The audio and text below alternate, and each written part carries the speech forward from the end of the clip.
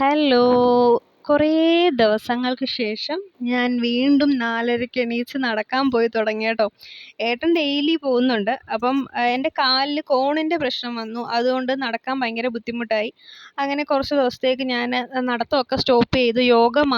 യോഗയിൽ മാത്രം കോൺസെൻട്രേറ്റ് ചെയ്തിരിക്കുകയായിരുന്നു. പക്ഷേ യോഗയിൽ മാത്രം എന്നും പറയാൻ പറ്റത്തില്ല. എനിക്ക് നല്ല മടിയായി കേട്ടോ. നല്ല മടിയെന്ന് വെച്ച് കഴിഞ്ഞാൽ നമ്മൾ രാവിലെ എണീച്ച് ഓരോന്ന് ചെയ്ത് അത് നമ്മുടെ ബോഡിയുമായിട്ട് നമ്മളത് യൂസ്ഡ് ആയല്ലോ. പെട്ടെന്ന് നമുക്ക് അതിൽ നിന്നൊരു മാറ്റം, അതായത് 4 മണിക്ക് എണീക്കുന്നു, 4 മണിക്കല്ല 4:30-ക്ക് എണീക്കുന്നു, നടക്കാൻ പോകുന്നു. അപ്പം നമ്മുടെ ബോഡി ഭയങ്കര ആക്റ്റീവായിട്ടിരിക്കുകയാണ്. പെട്ടെന്നത് സ്റ്റോപ്പ് ആയപ്പോഴത്തേനും ഭയങ്കര മടിയെന്ന് വെച്ച് കഴിഞ്ഞാൽ രാവിലെ എണീക്കാൻ തോന്നുന്നില്ല. ഉറക്കത്തിൽ നിന്ന് എണീച്ചാൽ തന്നെ വീണ്ടും ഇങ്ങനെ ഉറങ്ങി എങ്ങനെയൊക്കെയോ രാവിലെ 6 മണിക്ക് വളരെ കഷ്ടപ്പെട്ട് എണീച്ച് എങ്ങനെയൊക്കെയോ വെപ്രാളം പിടിച്ച് ബ്രേക്ക്ഫാസ്റ്റും കാര്യങ്ങളൊക്കെ ആക്കി ഏട്ടൻ 6:45-ന് പോകണം. ആ സമയത്ത് എന്തൊക്കെയോ കാട്ടിക്കൂട്ടി ഉണ്ടാക്കി കൊടുത്തു വിടുന്നു. എന്നിട്ട് വീണ്ടും വന്ന് ഞാൻ കിടന്നുറങ്ങുക.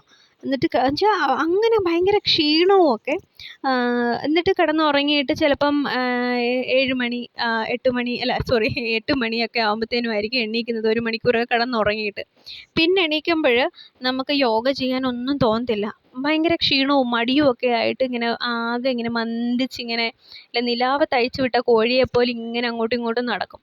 എന്തൊക്കെയോ ഫുഡൊക്കെ ആക്കിക്കൂട്ടി മക്കൾക്ക് വേണ്ടുന്ന എന്തൊക്കെയോ ആക്കിക്കൂട്ടി കൊടുത്തിട്ട് ഇങ്ങനെ ഒന്നെങ്കിൽ ഫോണും എടുത്തിട്ടിരിക്കും, അല്ലെങ്കിൽ ടി വി കണ്ടിരിക്കും. ഇങ്ങനെ മടി പിടിച്ച് അല്ലെങ്കിൽ ഇങ്ങനെ കിടക്കും. പൊതുവേ ഭയങ്കര ചൂടാണ് പുറത്ത്. അപ്പം അതിൻ്റെയും ക്ഷീണമുണ്ട് കേട്ടോ. അപ്പം ഈ ഒരു മടി ഇങ്ങനെ കൂടിക്കൂടി വന്നപ്പോൾ ഞാൻ കരുതി ഇനി ഇത് വെച്ചോണ്ടിരുന്നിട്ട് കാര്യമില്ല, വീണ്ടും നമ്മൾ റീസ്റ്റാർട്ട് ചെയ്യണം നമ്മുടെ രാവിലത്തെ നടത്തമൊക്കെ. അങ്ങനെ വീണ്ടും ഞാൻ ഏട്ടൻ്റെ കൂടെ നടക്കാൻ പോയി തുടങ്ങി. പക്ഷെ നടക്കാൻ പോയി തുടങ്ങിയപ്പം ഭയങ്കര മാറ്റമാണ് കേട്ടോ. ഭയങ്കര മാറ്റം എന്ന് വെച്ച് കഴിഞ്ഞാൽ ഞാൻ 4:20-ഒക്കെ ആകുമ്പോൾ എണീക്കും. 4:30 ആകുമ്പോൾ നടക്കാൻ പോവും. നടക്കാൻ പോയിട്ട് ഒരു 5:15 വരെയും നടന്നിട്ട് തിരിച്ചു വരും. കുറച്ച് യോഗയൊക്കെ ചെയ്യും. രാവിലെ കുളിക്കും. എന്നിട്ട് കിച്ചണിൽ കയറും. അങ്ങനെ ഞാൻ ചെയ്ത് കഴിഞ്ഞാൽ ആ ഡേ ഫുള്ള് ഭയങ്കര ആക്റ്റീവായിരിക്കും. ഭയങ്കര ആക്റ്റീവ് എന്ന് വെച്ച് കഴിഞ്ഞാൽ ഭയങ്കര പ്രൊഡക്റ്റീവായിട്ട് ഞാനിങ്ങനെ ഓരോന്നൊക്കെ ഞാൻ ചെയ്തുകൊണ്ടേയിരിക്കും. ഞാൻ ഭയങ്കര ഹാപ്പിയാണ്. എനിക്ക് ആ ഒരു ദിവസം ഒന്നും ചെയ്യാണ്ടിരിക്കുന്നു എന്ന് എനിക്ക് തോന്നത്തില്ല. ഞാൻ എന്തെങ്കിലുമൊക്കെ ഞാനിങ്ങനെ ചെയ്തു, പുതിയ കാര്യങ്ങൾ ചെയ്തു എന്നുള്ളൊരു ഫീൽ എനിക്ക് വരും. അതുപോലെ തന്നെ എനിക്ക് ചുറ്റുമുള്ളവരൊക്കെ ഹാപ്പി ആയിരിക്കും. കാരണം ഞാൻ ഹാപ്പിയാണ്, അതുകൊണ്ട് എനിക്ക് ചുറ്റുമുള്ളവർ ഹാപ്പിയാണ്. ഞാൻ ഹാപ്പി അല്ലെന്നുണ്ടെങ്കിൽ, ഞാൻ ഡിസ്റ്റർബ്ഡ് ആയിട്ട് ഇരുന്ന് കഴിഞ്ഞാൽ മറ്റുള്ളവരിലേക്കും എൻ്റെ ആ ഒരു ദേഷ്യവും കാര്യങ്ങളൊക്കെ, കാരണം കുഞ്ഞുങ്ങൾ കുരുത്തക്കേട് കാണിക്കുമ്പം ഞാൻ ഡിസ്റ്റർബ്ഡ് ആയിട്ടിരിക്കുമ്പം സ്വാഭാവികമായിട്ടും ഞാൻ അവരോട് ദേഷിക്കും. അതുപോലെ തന്നെ ഇപ്പോൾ ഏട്ടൻ്റെ അടുത്തായാലും ഞാൻ അസ്വസ്ഥമാണെന്നുണ്ടെങ്കിൽ ഞാൻ ഏട്ടനെയും അസ്വസ്ഥമാക്കിക്കൊണ്ടേയിരിക്കും. അങ്ങനെയൊക്കെ ഉള്ള ഒരു ദിവസങ്ങളായിരുന്നു കഴിഞ്ഞ ദിവസങ്ങളെല്ലാം കടന്നു പോയിക്കൊണ്ടിരുന്നത്. പിന്നെ വീണ്ടും ഞാനിത് നടത്തം റീസ്റ്റാർട്ട് ചെയ്തപ്പോഴത്തേനും എനിക്ക് നല്ല മാറ്റം എന്ന് വെച്ച് കഴിഞ്ഞാൽ ഞാൻ ഭയങ്കര ആക്റ്റീവായി കേട്ടോ. ആക്റ്റീവായി, എനിക്ക് ക്ഷീണമില്ല. ഞാൻ ഭയങ്കര ഉത്സാഹത്തോടു കൂടിയാണ് ഞാൻ ഓരോ ദിവസങ്ങൾ കടന്നു പോയിക്കൊണ്ടിരിക്കുന്നത് ഇപ്പോൾ. മറ്റേതെന്ന് വെച്ച് കഴിഞ്ഞാൽ ഈ പറയുന്ന കണക്ക് എനിക്ക് രാത്രി ഉറക്കവും ശരിയാവുന്നില്ലായിരുന്നു. ഇപ്പം ഞാൻ ഈ രാവിലെ എണീക്കുന്നു. അതുകൊണ്ട് തന്നെ എനിക്ക് രാത്രി നല്ല സുഖമായിട്ട് യാതൊരു ഡിസ്റ്റർബൻസും ഇല്ലാത്ത സുഖകരമായിട്ടുള്ള ഉറക്കം കിട്ടുന്നുണ്ട്. മറ്റേത് ഞാൻ അടിക്കടിക്ക് ഉണരും.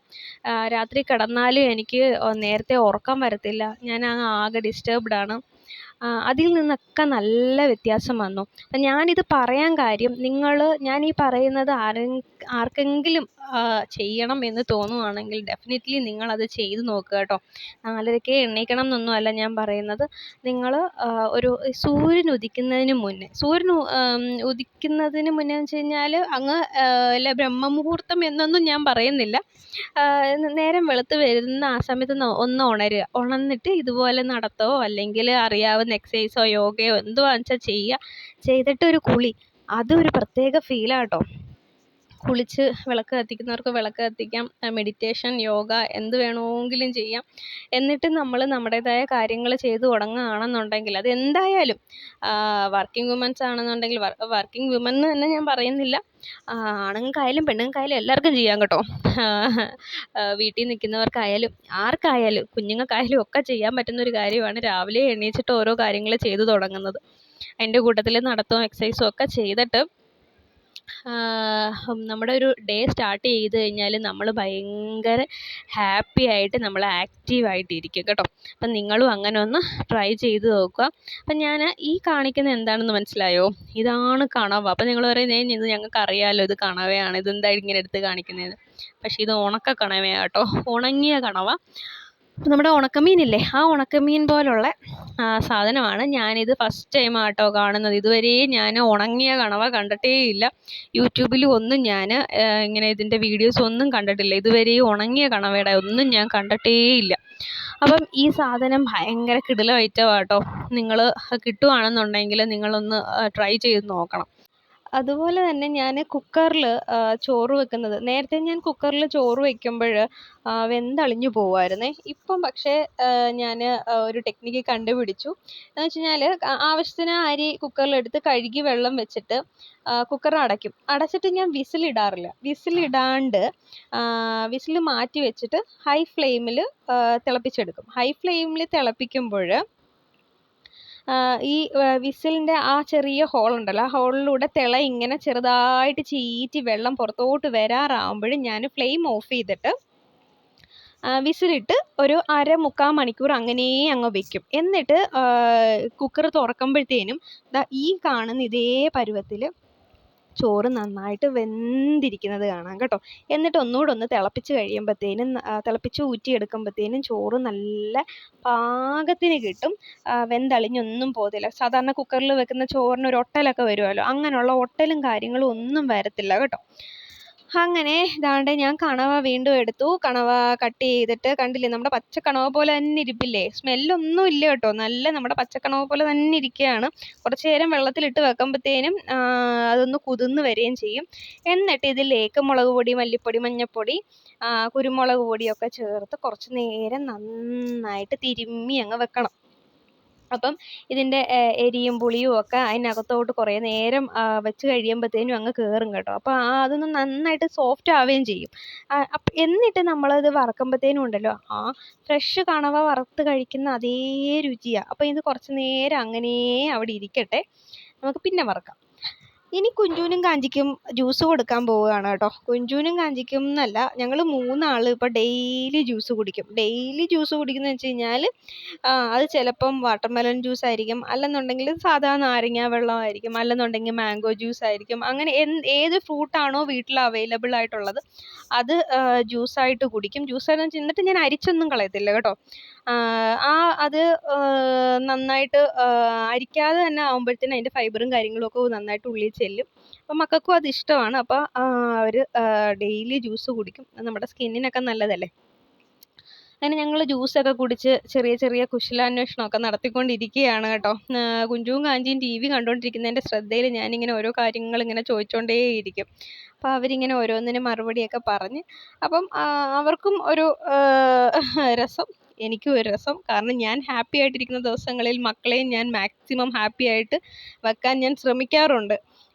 കാരണം ഞാൻ അവരുടെ കൂടെ കളിക്കും, അവരുടെ കൂടെ കളർ ചെയ്യാനിരിക്കും, അവരുടെ കൂടെ കാര്യം പറയും. അവരെന്താണോ ചെയ്യുന്നത് അതിനനുസരിച്ച് ഞാൻ കൂടെ നിൽക്കാൻ ഞാൻ മാക്സിമം, ഞാൻ ഹാപ്പി ആയിട്ട് ഞാൻ ആക്റ്റീവായിട്ടിരിക്കുന്ന ദിവസങ്ങളിൽ ഞാൻ മാക്സിമം ട്രൈ ചെയ്യാറുണ്ട്. നേരെ മറിച്ച് ഞാൻ ആകെ അവശയായിട്ട് ക്ഷീണിച്ചിരിക്കുകയാണെന്നുണ്ടെങ്കിൽ മക്കളും ഭയങ്കര മൂടിയായിട്ടായിരിക്കും ഇരിക്കുന്നത് കേട്ടോ.